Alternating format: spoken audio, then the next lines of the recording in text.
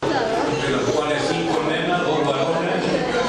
Tenemos 2 hijas consagradas, una que es religiosa, que está en el movimiento de Suecia, y la otra es de Federación de Mujeres Consagradas, que es la mayor siempre. Y luego están todos casados. Tenemos 12 nietos y hace 52 años que estamos casados. Felices todavía. Y eso sí, que hace 40 años y piquito que estamos en el movimiento, que somos la segunda fundación de Paraguay. Sí, Paraguay, un poco para ubicarnos, en la asociación nace el movimiento en el año 59.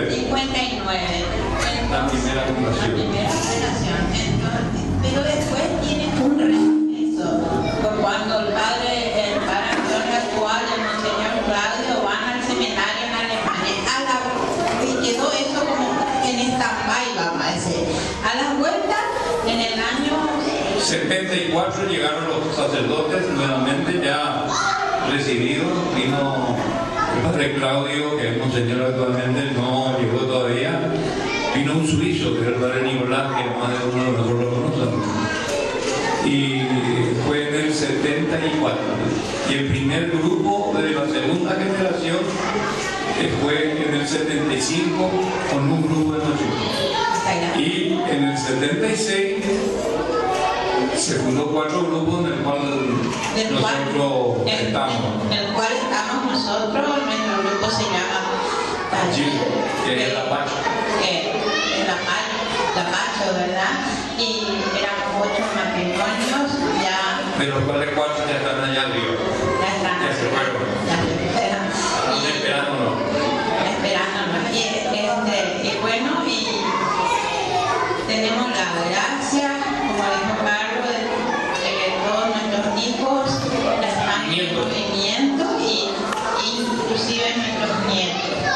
Bueno, cuando llegábamos acá, rememorando los tiempos para poder dar testimonio, nos emocionamos con Carlos a hablar y a repasar, porque la verdad que el santuario nació un poco también de la paz de tierras argentinas, porque en el año 77 éramos fresquitos, nuevitos, y en Paraná hubo el primer festival de la canción chetatiana.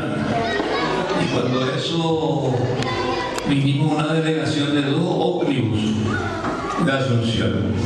Pasamos una maravilla y ahí conocimos el primer santuario que nos enloqueció, que es el santuario de la Loma, que un año antes se había bendecido, y el grupo que había conocido de Paraguay fue el primer grupo que se llamaba Sagrada Familia.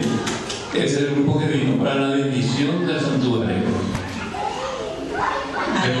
Y cuando entonces vinimos para aquel festival, vinimos de todas las ramas, ¿verdad? Pero nos fuimos encendidos, apurándole al Padre, me acuerdo al Padre Antonio, ya tenemos que tener santuario, no puede ser, no podemos vivir sin santuario. Tanto fue lo que insistimos, que él decía, primero tenemos que tener el terreno, porque la verdad que ustedes acá son bendecidos con lo que tienen, con lo que les regaló la madre. Creo que es un compromiso muy grande que tienen ustedes, porque prácticamente le dio todo. Entonces, empezamos con el deseo de tener el terreno. Un poco, vamos a contarle nuestro inicio, no directamente, ya que bueno. Entonces, se empieza a buscar el terreno. Sí, y había unas condiciones que era que tenga 6 hectáreas, no más de 20 kilómetros de Asunción, si es posible con una pequeña lomada, una altura, y de que tenga cerritos como allá en Alemania, ¿no es cierto? Esas eran las condiciones.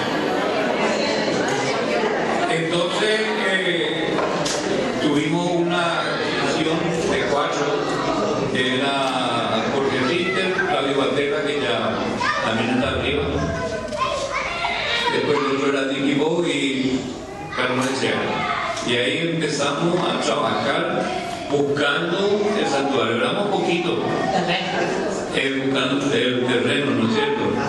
Y empezamos por toda la línea a 20 kilómetros a la redonda.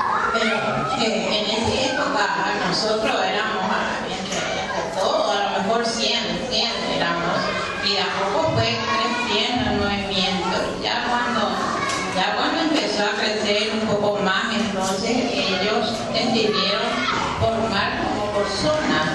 Sí, por varias zonas, ¿no es cierto? Y ya con los grupos, uno se encargaba de llevarle a una pequeña ciudad cercana a Asunción, otra ciudad, y así habremos visto como 30, 40 terrenos y no... Enterrándome ahí, y enterrándome ahí, que ya era este, que ya era este, y no prendía. Y pasó más de un año, más de un año. Pero la condición era 25 kilómetros, ¿no? 20 kilómetros máximo, porque en realidad cuando eso, nuestra ruta era de un solo carril y todas esas cosas. Después, en vista que no se conseguía, se quitó una... en el periódico se solicitó a ver que se necesitaba un terreno así con esa característica y esto y lo otro. Le pusimos como secretaria a una hermana del grupo nuestra para recibir las llamadas. Y tal así de que apareció una, pero a 34 kilómetros de Asunción. Nos entusiasmamos, yo me entusiasmé muchísimo y voy a contar una pequeña anécdota que le llevo un papelito así que me mandó María Yolanda, la secretaria, cuando eso estábamos en la calle Ananías, en la calle Oliva, y me entrego, era nuestro asesor el padre Antonio, y me entrego el papel al padre Antonio. Mira, acá tenemos tiene un arroyito y y lo otro, y mira el papel del padre Antonio, y de Cuacones, no, Carlos, eso no está dentro de las condiciones, así que no puede ser. Totalmente, era mediodía, a las 12. De ahí salgo y me voy, le voy a contar la anécdota, directo a lo de Jorge Ritter, que tenía una oficina cerca de la casa nuestra donde vivíamos, y le cuenta a Jorge, mira, vos sabés, esto pasó para Antonio. Y bueno, a mí le dije, ya lo mismo, vamos a ir a mirar nomás por lo menos. Y quedamos y nos fuimos con Jorge, los dos solo nos fuimos, entramos y a los dos nos gustó inmensamente. De ahí vinimos allá y le contamos al padre Claudio. Y el padre Claudio le dijimos, vamos a ver allá el terreno, le va a gustar. Y le llevamos el otro día, ya rápido. Y le llevamos, ¿no es cierto? Y empieza y mira, era un bosque, eso un matorral seco, feísimo, pero se veía la altura, el arroyito abajo teníamos. Y empezamos a subir, y de repente más en el medio, ¿no es cierto? Vos te dabas la vuelta y como, el cerro de Café, eso, ¿no es cierto? Y cuando más subíamos, el padre Claudio dice, esto es fantástico. Esas son las palabras que dijo. Y ahí uno ya estaba con nosotros. Entonces pues vinimos, pasó un poquitito largo de esta parte. Vinimos, ¿no es cierto? Y me dice el padre Claudio, vamos a llevarle al Suso. Y el padre Nicolás, vamos a llevarle. Y el padre Nicolás le llevamos y dice, oiga, mi hermano, que no recuerdo quién era. Y también empezamos por el bosquecillo, todo feo ahí, subimos. Y entonces el padre Claudio le pregunta al padre Nicolás, padre, ¿qué le parece? Y el padre Nicolás, lo que le conocemos, no habla mucho, y hace el tipo. Eso ya era la sensación que le gustaba, le dice el padre Carlos. Oh, gustaba ir a su bebé. ¿No es cierto? Y le dice, bueno, esto más o menos como Suiza, le dice. ¿No es cierto? Padre Nicolás, Bueno, ahí ya vinimos, entonces ahí se planteó de que a todos les gustaba, más o menos a lo que se iban, que les gustaba, les gustaba. Y entonces, ¿qué pasó? Le dice el padre Antonio ahí, ¿no es cierto? Que primero hay que conquistar, ¿no es cierto?, espiritualmente, ni antes de comprar, ¿no es cierto?, de que se evalúe, que se vea. Pero la dueña, o el dueño, la hija del dueño, ya quería vender. Ese era uno de los problemas que teníamos y nosotros no teníamos plata, como ustedes. Ese era uno de los problemas. Y entonces la hija, que se llama Susana, da un ultimátum. Bueno, sí, era un miércoles. Para el viernes ustedes no deciden, nosotros decidimos de la venta de ustedes. No hicimos compra-venta, nada. Lo que ustedes hicieron, eso lo hicimos. Entonces, ¿qué pasó? Lo que nos preocupamos y los jefes de aquella época llaman a una reunión del Consejo Ampliado, del Consejo Ampliado, ¿no es cierto? Ahí en la calle de Oliva. Y nos fuimos ahí y empezamos. Hubo una disputa en aquella época de que sí, que no. Éramos más lo que queríamos. ¿Y por qué? Y la condición era ¿por qué no y por qué sí? Ese era el padre Antonio. Y el problema era que en realidad eran 34 kilómetros, como le decía, la ruta era de un solo carril, era lejos, el lugar no tenía ni luz, había muchas cosas en contra, pero éramos los más que decíamos la madre, para visitar a una mamá no se necesita estar en el centro, cuanto más lejos uno le visita a una madre, más se le demuestra que le quiere, o sea, el sacrificio, entonces eran discusiones uno otro hasta que... Bueno, entonces pasó lo siguiente, como no se llegaba a ningún acuerdo con el Consejo Ampliado, entonces sale el padre y dice, bueno, lo que acabamos de hacer es solamente vamos a quedarnos el Consejo, el ampliado, nosotros, yo no estaba, nosotros, bueno, entonces nos fuimos a una capillita, no una capillita, una pieza donde estaba el cuadro del amante, ¿no es cierto? Y nos pusimos a rezar un rosario. Empezamos a rezar rosario y seguía la discusión ahí. Y después, al tercer misterio, que estábamos, viene el padre Claudio, había una puerta grande de hierro, de vidrio, y se escuchaba, y abre la puerta al padre Claudio y me grita, Carlito, compramos un terreno, hacemos pidi madre, compramos el terreno.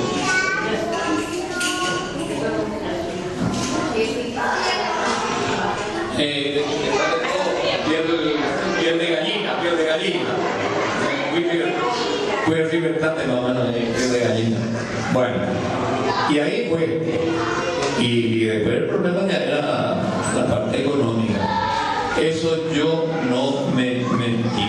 Eso fue. Lo que quería resaltar también, se nos ofreció un terreno en regalo. Sí. También. No, en ese lapso antes de comprar, siendo lo que se nos va a casar, nos ofrecieron un terreno en Surubí, que queda más o menos a los que conocen para venir por Falcón, sí, desde los Sucolillos, y nos dice vayan a elegir el mejor lugar y quédense con eso. Sí. Vimos, y lo primero que elegimos fue el casco de la estancia de la Lieve, un hermoso lugar. Cuando elegimos nos dicen, no, este no puede ser, busquen otro, es lindo también. Se buscó el segundo, también lindo, dando una altura, todo el otro. La segunda vez, no, busquen otro lugar, puede ser este. Y el que nos muestra es ¿cómo se dice eso? Algo, el mandado. Ese no ofrece. Y el padre Antonio, muy rico, le dice, muchas gracias, la Virgen, no digo la madre, la Virgen no se merece eso. Muchas gracias. Y quedó eso así, y Dios bendiga. Y lo de, como le digo, la parte económica, no sé. Después sí me voy a contar para que ustedes aprendan, pero para la compra, no. De acuerdo al librito que trajimos, parece que el padre Nicolás, eso no contó el padre Claudio. Mucha gente generosa. La verdad que eso casi no era muy prudente, pero hubo mucha gente que se desprendió de muchas cosas para poder comprar. Y eso nos ayudó bastante en ese entonces, porque se compró su panetera. Sí. Y ahí empezamos a conquistar. Lo único que teníamos, para que ustedes sepan, era un techito que sería de 3 metros y medio por 3 metros y medio, cerca del arroyito, ahí abajo, y ahí hacíamos las misas, ¿verdad? Se limitó al poco tiempo de adquirir al obispo, que en aquel tiempo era Monseñor Lolo, que se fue, nos visitó, estuvo muy contento. Y después empezamos a conquistar lo que pretendemos decir a ustedes ahora, ¿no es cierto?, espiritualmente. ¿Qué era eso? De que, por ejemplo, teníamos donde era la casa de los dueños, 2 piecitas y un corredor chiquito así, y en ese lugar hacíamos la misa los miércoles, que teníamos que conquistar, y para nosotros eso era lejos para nosotros, por la ruta de que era un solo carril, un montón de cosas. Y la misa hacíamos en el quinchito chiquitito ahí abajo, y se fue agrandando. Vinieron al grupo, ya había peregrinos, y ahí hicimos un tinglado con la chapa. Todo eso al cuerpo humano de los muchachos, de lo de la vida, de lo de la juventud. Los padres, padre Nicolás, empezaron y no se pagó ningún centavo por la mano de obra, nada de eso. Y se mandaban a hacer unos bancos que tal la conquista, uno de los propósitos era irnos a misa los miércoles y domingos. Y a cada grupo le tocaba por miércoles o domingo, ¿verdad? Los pocos grupos que éramos, ¿verdad? Pero ya éramos un poquito más. Los domingos, como dice Carlos, se hacía generalmente abajo, en el techito, y los miércoles, como era oscuro, entonces en el corredorcito. Yo me acuerdo que a nuestro grupo Talle le tocó un miércoles. Y los padres, cuando ellos estaban de vacaciones en enero, cuando tienen sus vacaciones, no estaba ningún sacerdote, pero teníamos que hacer la misa. Entonces se le vio a un sacerdote de San Miguel, de una parroquia, y le llevamos. El tiempo se venía abajo, relámpago apaga, y el padre se fue con nosotros, y llegamos ahí, llovía, empezó la lluvia, éramos solamente el grupo, claro, la lluvia venía de acá, todos mojados, cada vez nos acurrucábamos más, pero ahí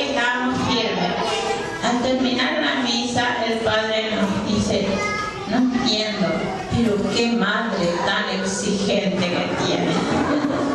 Me llamó la atención. Impresionante. Y así, y cada grupo, la verdad que en esta época el lema fue por tu entrega María desciende a tu parental. Y eso caló tan hondo en todo lo que éramos, que nos desvivíamos, hacíamos cualquier cosa por lo que teníamos de propósito.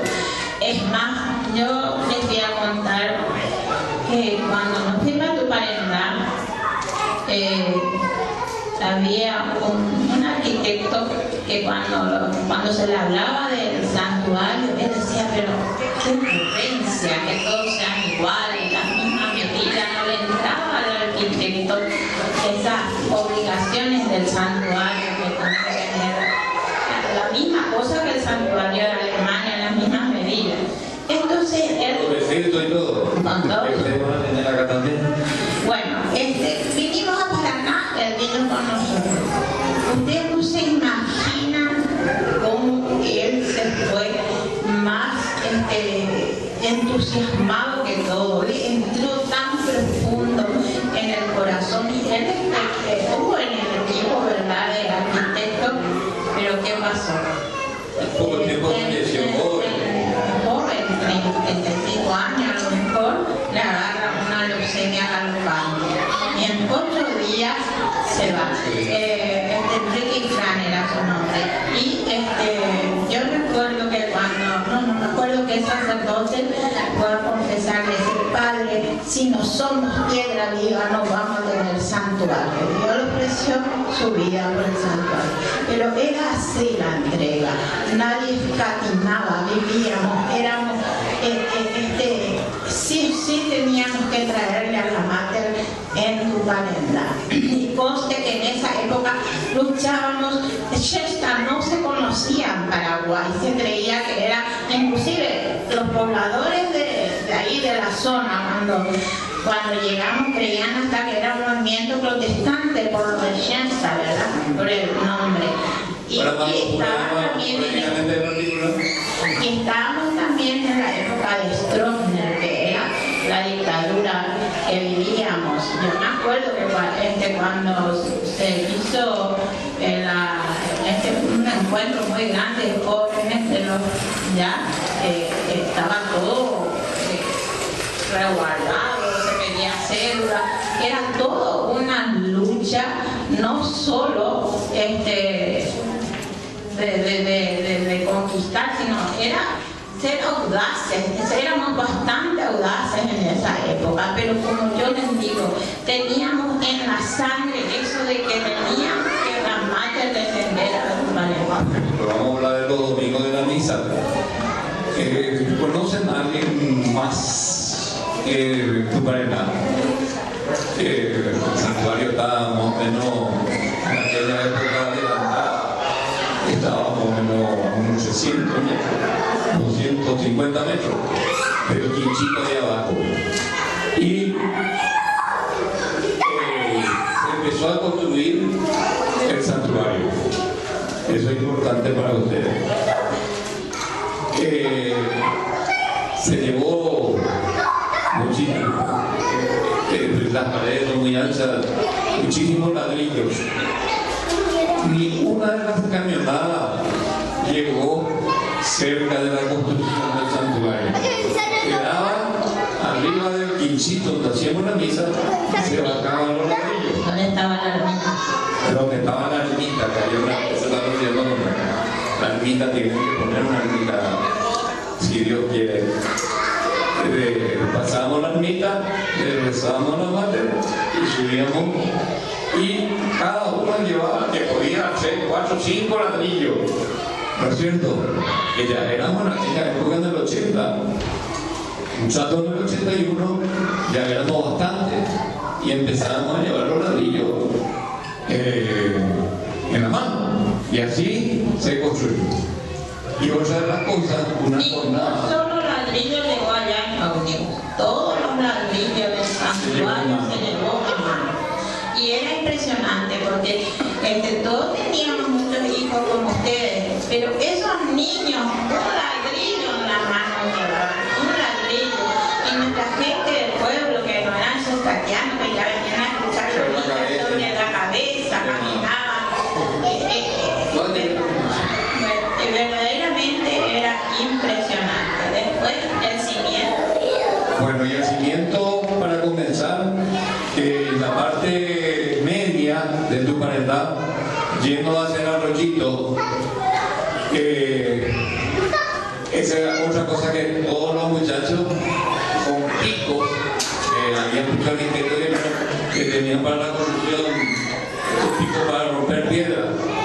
Ahí hay una cantera de tu paredad, y todas las piedras del cimiento se sacó de ahí y se mandó a hacer unos cajones como esta mesa con unos palos, ¿no es cierto? Y se cargaba las piedras acá y entre 4 te llevaba, ¿no es cierto?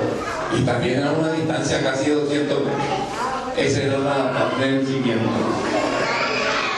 Y en la fiesta, se hacía la fiesta de la familia, y ahí no solamente los matrimonios, ni los jóvenes, todos, y cada grupo que estaba encargado, porque eso, como dijo Carlos, eso fue al principio, ¿verdad?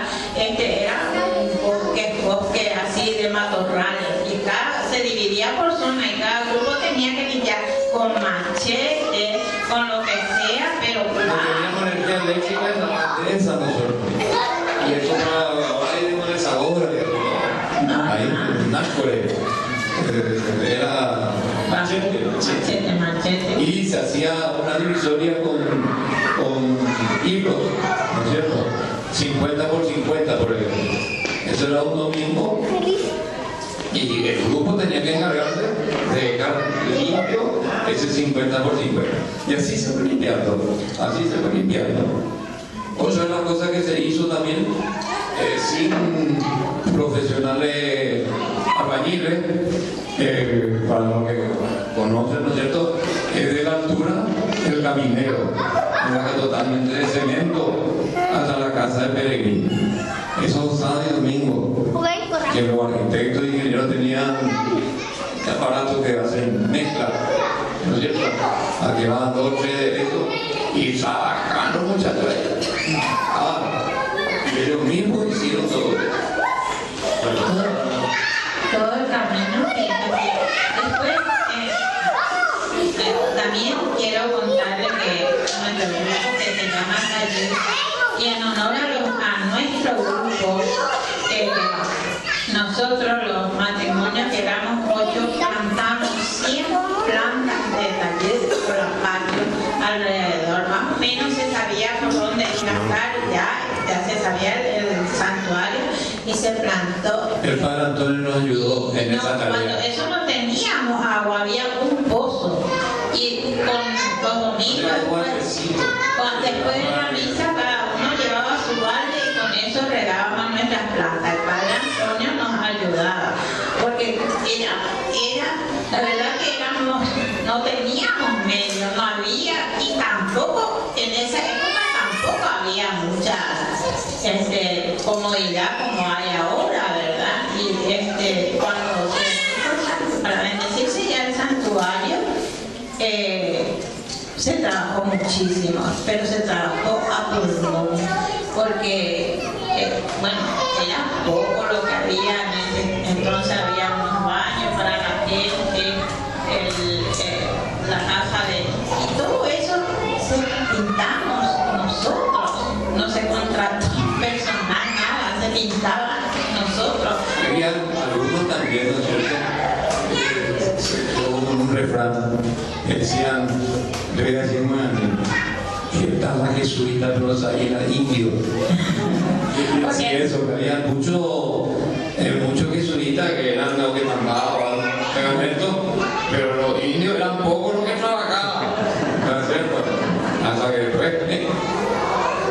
Pero bueno, pero era una entrega total. Yo me acuerdo que cuando llegó el día de la bendición del santuario, nosotros, fue el encargado, la verdad que fue el encargado al comprarse, ya se le nombraba encargado de tu padre. Y me pusieron como primer administrador de tu padre. Entonces, más todos los nosotros teníamos 6 hijos. 6 hijos. Y cuando se iba a bendecir el santuario, 8 días antes ya nos fuimos en carpa para estar ahí controlando, viendo, hacen esto, de esto, se saca esto. Y con el bebé de 3 meses que tenía, ahí estaba yo con Carlos. Y con unos hermanos del grupo que a veces se iban, me turnaban y se iban a estar con Carlos. Era una entrega total, verdaderamente era una entrega total de nosotros. Yo recuerdo tantas cosas, por ejemplo, en esa época, para la fiesta no había...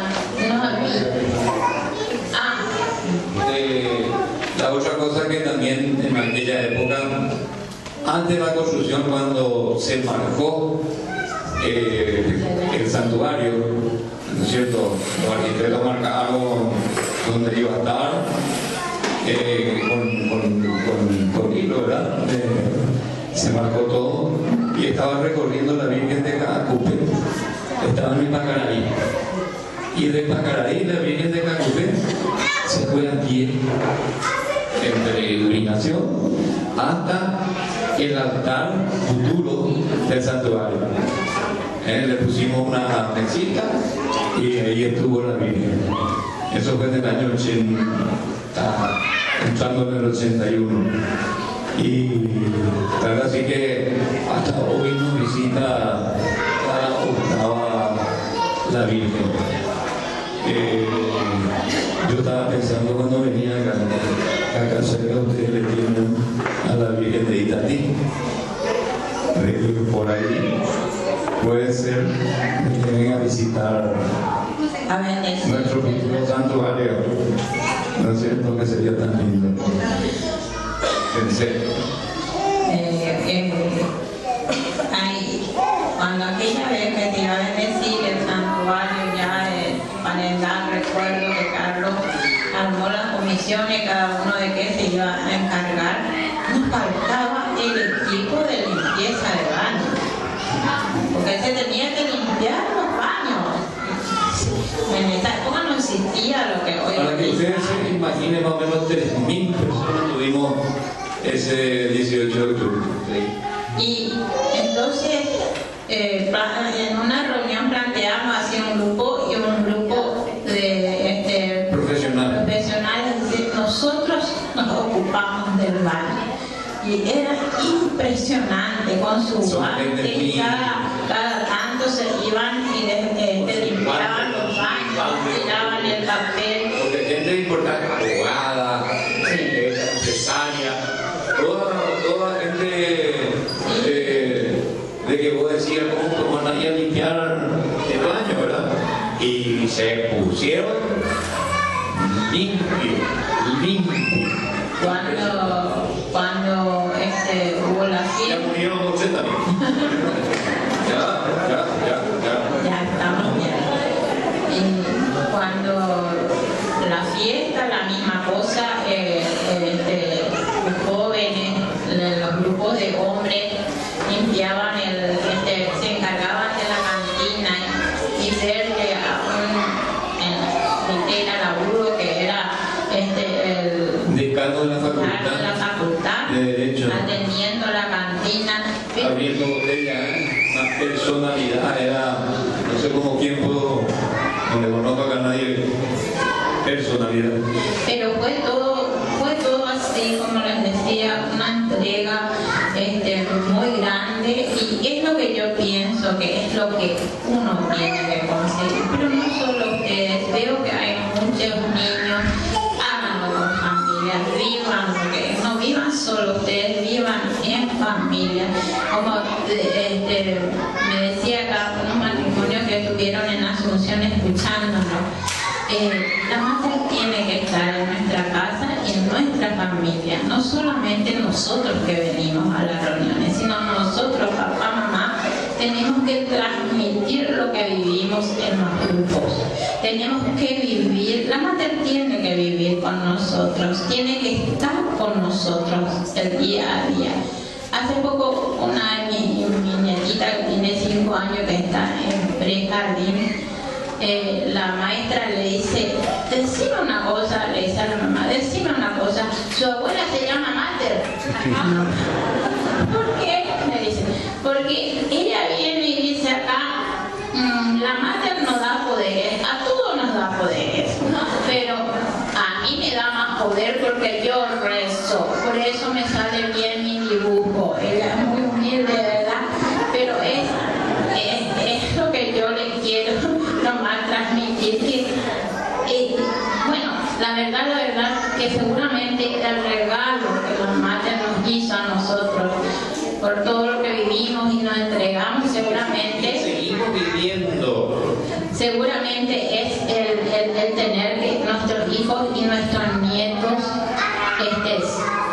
son de Shensta. Todos están en un grupo y hay que ver los domingos, los asados en casa. Solo se habla de Shensta y pelear que federación, que instituto, no, que el padre fulano, que el padre mengano, no, porque vos no tenés razón, porque eso así, porque tenés que ser así. Todo es Shensta, la pelea o las discusiones. Pero es vivir la Mater, es vivir Shensta. Hoy, antes, los primeros tiempos, ¿qué es Shensta? Shensta es amor y nada más que eso, no nos compliquemos. Shensta es amor. Y como se decía también, antes había una música que decía, sin preguntas ni quejas, entreguémonos con corazón. Por eso es la cosa que cuando van a bendecir el santuario, en aquella época, como hoy, no había delivery, se dice, ¿verdad? Yo pedía nomás y te traían la plata allá, tenía que alzar la silla, tenía que alzar la Coca-Cola, cocinábamos nosotros los panchos para esas 6.000 personas para la noche y lo hacía con gusto, con amor. Eso es lo que queremos transmitir. Y si es que nos hacen capital de gracia, si no conquistan, me gustaría ya de que cuando se complete más o menos una misa los miércoles, que podría ser, está en plena ciudad, ¿no es cierto? Y conquistando, y van a quererle, le van a querer la Mater, entonces va a dejar de ganar, van 100 por 1, ¿no? Yo les puedo asegurar, y el día de mañana es así. Así que ese capital de gracia es porque cuesta. Un miércoles de noche a las 8 de la noche hacer misa y venir cuesta, pero después de terminar la misa te vas a tu casa y te sentís feliz. Yo le puedo asegurar que más hay tantas cosas que contar de todas las cosas, pero creo que no estamos ya llegando a nuestra hora.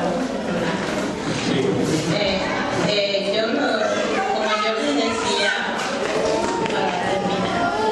No, la otra cosa que en Paraná cuando estuvimos, era una canción tan linda que eso no llegó mucho. Que decía, ¿cómo?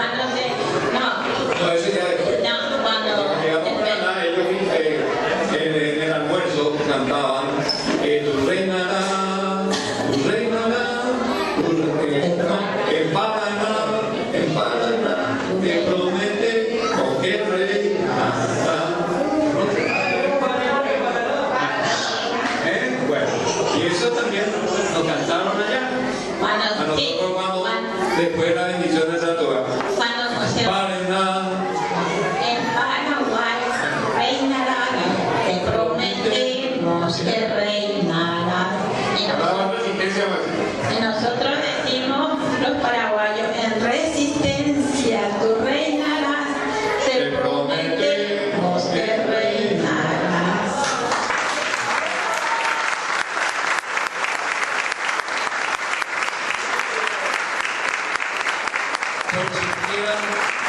Por si quieran preguntar alguna cosita, con mucho gusto.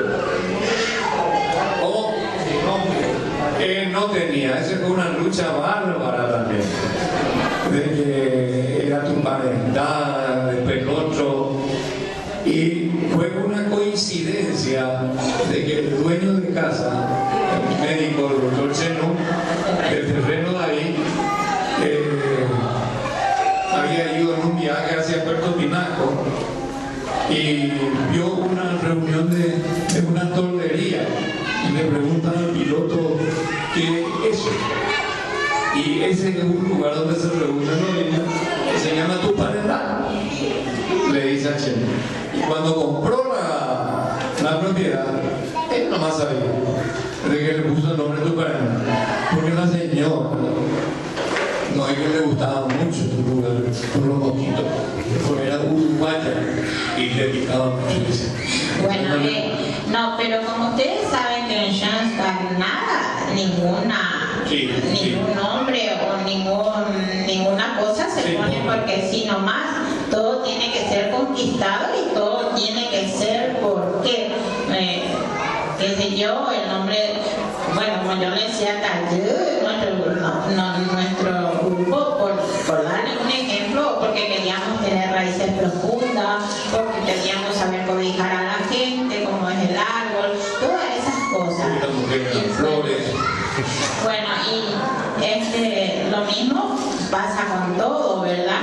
Entonces, Tuparendá, cuando en una jornada dirigente se planteó distintos nombres, muchos querían Tupacurendá, que es la casa de la Virgen, ¿verdad? O Tupaciroga, o se discutió mucho, eso le puedo... Tuparoga, y después salió. pero y también estaba Tuparendá. Entonces, por consenso, por discusiones, por fundamento, se eligió aquella vez el nombre de Tuparendá. Y tiene que ser Tuparendá con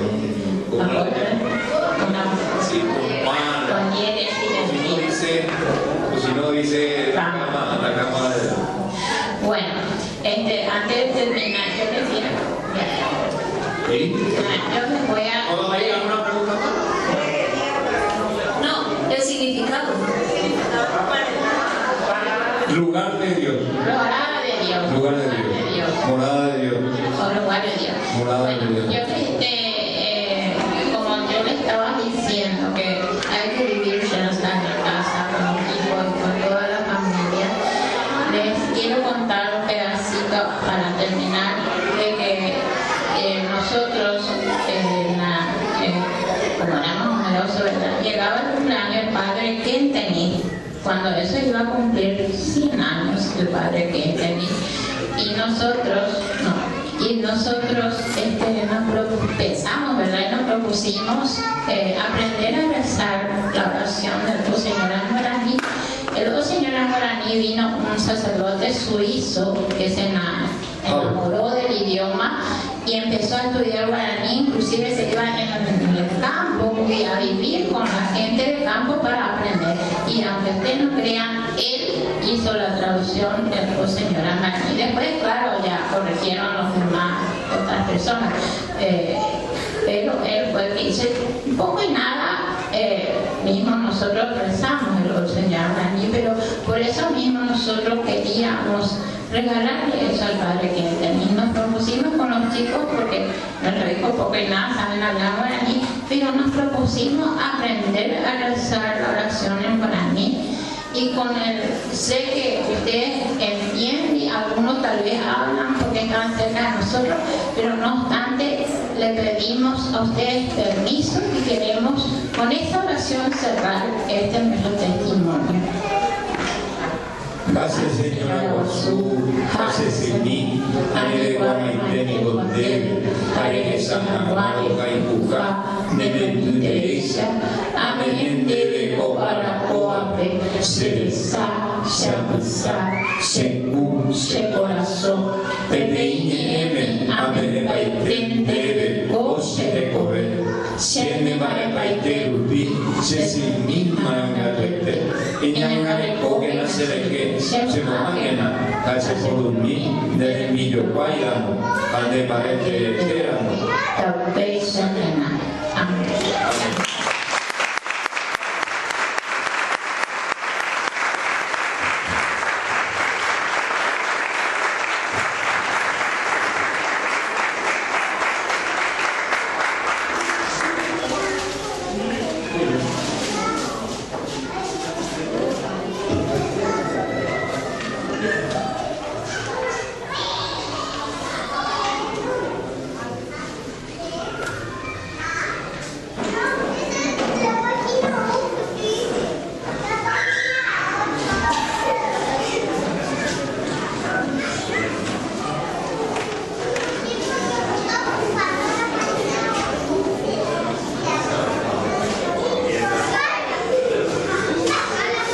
Mientras arreglamos algunos problemas técnicos para el video, nos van a presentar con la construcción del santuario.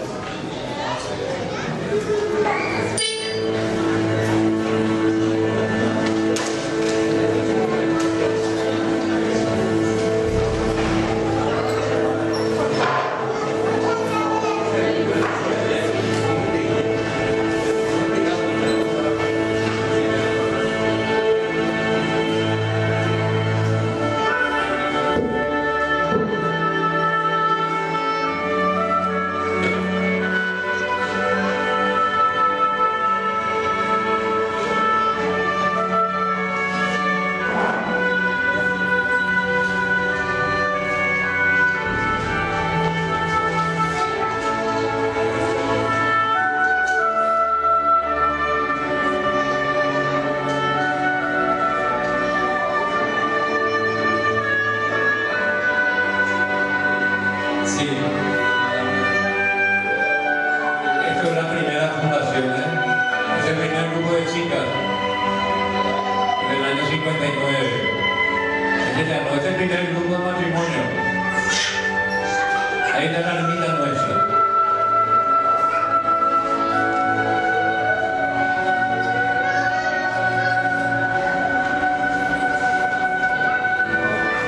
Este fue en Ciudad del Este, el primer santuario hogar de los Talaveros.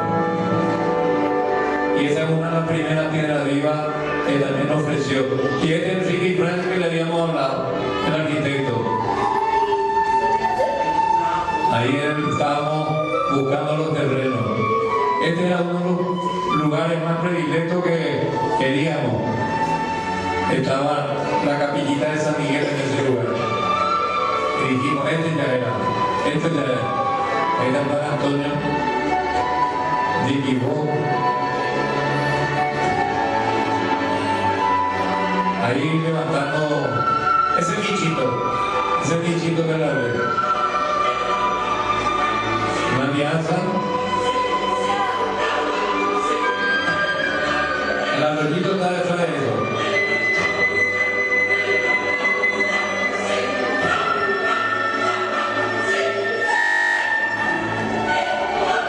De eso me olvidé decirlo también. Ahí va los ladrillos. Ahí como le dije encima de la cabeza.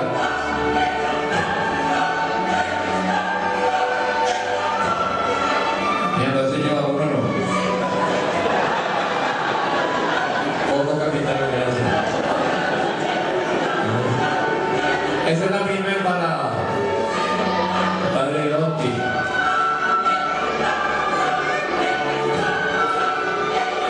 Andrea, mucho nos ayudó la hermana. Ese era novicio Ludovico, que era el sacerdote. ¿Cómo llevamos las piedras? Ahí va. El cimiento.